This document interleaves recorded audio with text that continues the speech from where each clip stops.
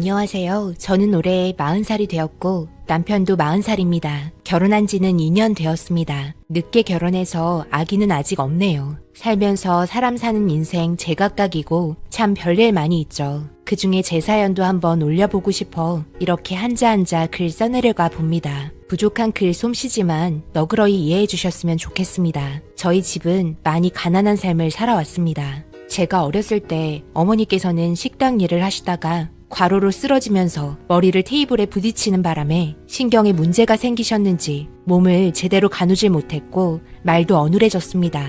그로 인해 저희 아버지께서는 더욱더 열심히 일하셨고 어렸던 저는 그저 배고프다고 징징거리기 일쑤였습니다. 이런 상황을 알고 있었던 옆집에서는 매번 쌀을 조금씩 나눠주셨고 배고픔을 잘 참지 못했던 저는 제때에 주지 않으면 철판 깔고 찾아가 쌀을 달라고 구걸했습니다. 같은 또래인 친구가 옆집에 살고 있었는데 거지가 매일 구걸하러 온다며 저를 놀리곤 했습니다. 옆집 부모님께선 그러면 안 된다면서 그 친구를 꾸짖었습니다. 저는 놀림보다는 배를 채우는 게 우선이었습니다. 그렇게 하루하루 살아갔습니다. 이런 상황이 저는 정말 싫었습니다. 제 주위에는 다들 잘 살고 있는 사람들만 있는 것 같았습니다. 학교 끝나면 다른 친구들이 부모님께서 주신 용돈으로 분식집에서 친구들과 맛있는 떡꼬치를 먹는 모습을 지켜봤고 이것저것 불량식품을 사 먹는 아이들이 너무 부러웠습니다. 자존심이고 뭐고 없었습니다. 친구에게 한 입만이라는 말을 뱉었고 그 모습을 본 친구는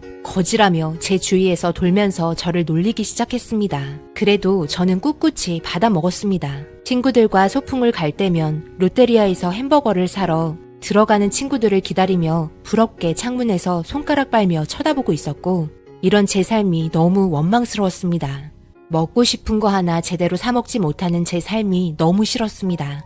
매일같이 일에 찌들어 사는 아버지께서는 얼굴 한번 보기 힘든데도 나아지지 않는 삶이 너무 싫었습니다. 잘 살아보겠다고 발버둥치는 아버지의 뒷모습을 보는 시간이 훨씬 많았고 그 모습을 보면서도 저는 힘내시라는 말보다 투정을 부리며 나도 햄버거 사 먹고 싶다고 화를 냈고 크리스마스 선물도 가지고 싶다고 말했고 울면서 화를 내는 제 모습을 보시곤 저를 꽉 껴안아주며 미안하다는 말만 반복하셨습니다. 매일같이 미안하다는 말만 하지 말고 사달라는 말에 유난히 한쪽만 삐뚤어진 어깨를 돌리시면서 몸을 들썩인 아버지, 지금 생각하면 눈물을 훔치고 계시는 거였지만 그때는 왜 그걸 볼 수 없었을까요?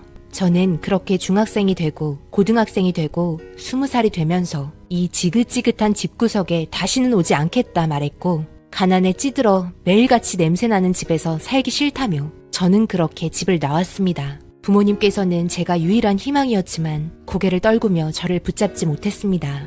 말조차 제대로 할 수 없고 저를 쳐다보면서 누워만 있는 어머니 다시는 보고 싶지 않았습니다. 참 멍청했죠. 제가 삶의 보탬이 되어야 하는데 그러진 못하고 제가 힘들고 배고팠던 시절만 생각해서 그런지 벗어나고 싶다는 생각밖에는 없었습니다. 그렇게 집을 나온 지 1년, 2년, 5년, 10년이 지났습니다. 처음에는 정말 힘들었습니다. 사회에 나와서 사는 삶이 정말 쉽지는 않더군요. 그럴 때면 부모라고 보고 싶을 때가 있었습니다. 제 삶이 지치고 힘들게 되니 의지하고 싶은 곳이 다시 필요하다고 느꼈습니다. 잘 살아보겠다고 나왔는데 제 삶은 크게 변화된 건 없었습니다. 그렇게 저는 10년 만에 부모님이 계신 집을 찾아갔습니다. 그래도 잘 살고 있다고 보여주고 싶어서 행사 때나 입는 옷을 챙겨 입었고 과일과 함께 빳빳한 새 돈으로 많지는 않지만 50만 원을 만원짜리로 인출했습니다. 그저 지폐가 많아 보이게 하고 싶었습니다.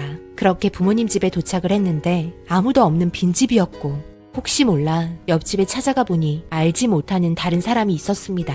저희 부모님 소식을 알고 계신지 여쭤봤고 아주 예전에 이사를 갔다는 말만 전해 들었죠. 어디로 갔는지는 모르지만 어머니의 치료비 때문에 나갔다는 것만 알고 계셨습니다. 저는 나와서 원룸에서 생활하면서부터 세대 분리를 했었습니다. 그래서 주민센터에 찾아가 확인을 해보니 주민등록 말소라는 말과 함께 소재지 파악이 되지 않는다는 말에 가슴이 철렁했습니다. 어디서 무얼 하고 있는지 확인할 수 있는 방법이 없었습니다. 그렇게 저는 다시 집으로 돌아왔고 가슴을 치며 눈물을 흘렸습니다. 제가 같이 있었더라면 이 정도까지는 아니었을 텐데 내가 가정을 지킬 수 있었을 텐데 지긋지긋했던 집구석에서 탈출하고 싶어서 나를 낳아준 부모를 원망하며 나와서는 10년이 지나 30살이나 될 때까지 뭐 하나 제대로 이룬 것 없이 살고 있는 제 자신이 너무 한심스러웠습니다. 그렇게 제 잘못을 숨기고 싶어 술로 밤을 새웠고 다음날 교대 근무 때문에 힘겹게 일어났습니다. 그렇게 달라진 게 하나도 없는 세상에 다시 나와 매일같이 똑같은 일상을 반복했습니다. 그렇게 시간이 흐르고 저는 다시 정신없이 제 삶을 살고 있었습니다. 이런 보잘것없는 제 삶에 의지할 수 있는 남자가 다가왔고 그렇게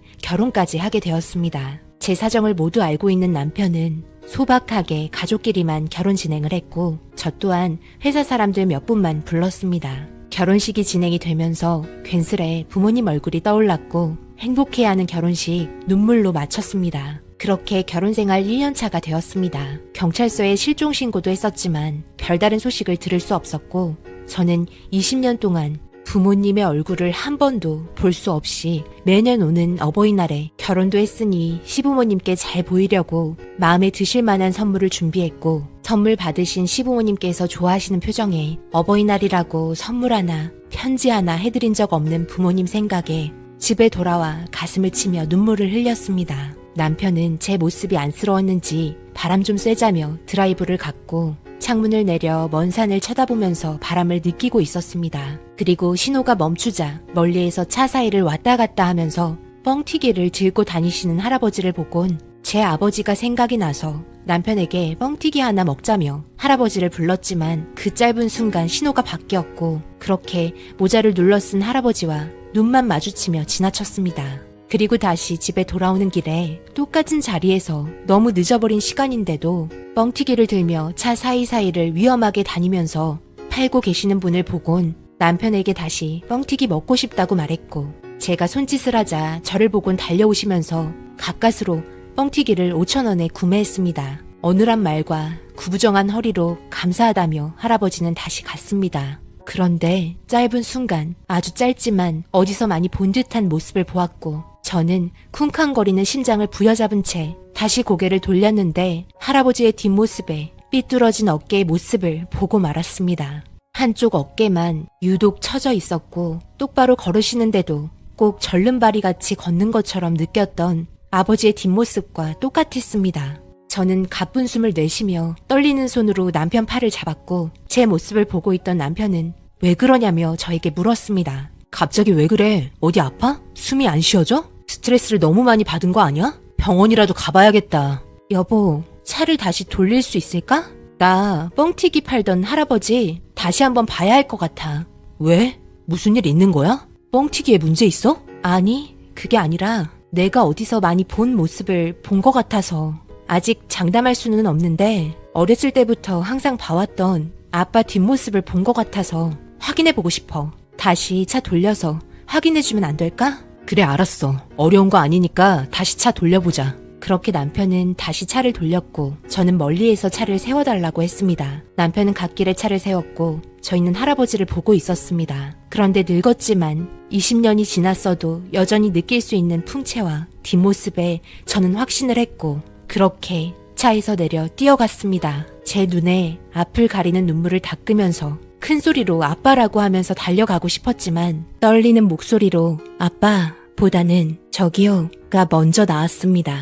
저를 쳐다본 할아버지는 뻥튀기를 제게 내밀었습니다. 너무 변해버린 모습이었지만 아버지가 확실했습니다. 그런데 저에게 계속해서 뻥튀기만 내밀며 돈을 달라고 요구했습니다. 저는 당황한 눈빛으로 아빠라고 불러봤지만 제 말이 들리지 않는지 발음도 잘 되지 않는 말투로 5,000원을 반복하며 말했고 멈출 수 없는 눈물에 아버지의 양팔을 붙잡곤 반복해서 아빠라고 불렀습니다. 아빠, 저예요. 저 못 알아보시겠어요? 저라고요. 아빠 딸 수영이에요. 20살에 집 나간 불효자 수영이라고요. 왜 대답이 없으세요? 저 수영이라니까요. 아빠, 귀가 잘 안 들리세요? 아빠. 20년 동안 도대체 무슨 일이 있었던 거예요? 제가 잘못했어요. 죄송해요. 혼자 버리고 저만 살겠다고 떠나서 정말 죄송해요. 왜 그래? 못 알아보시는 거야? 진짜 아버님 맞는 거야? 아닐 수도 있잖아. 확실해? 우리 아빠 맞아. 아무리 세월이 흘렀다고 해도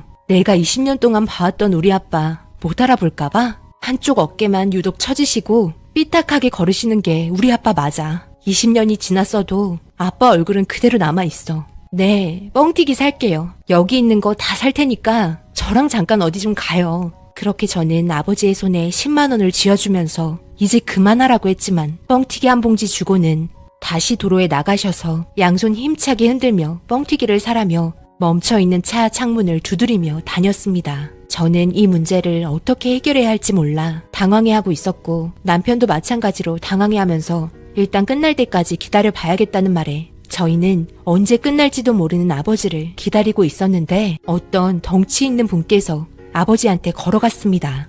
영상이 길어서 1, 2편 나누어 제작했습니다. 2편은 잠시 후 업로드 예정입니다. 2편 또한 많은 시청 부탁드립니다. 감사합니다.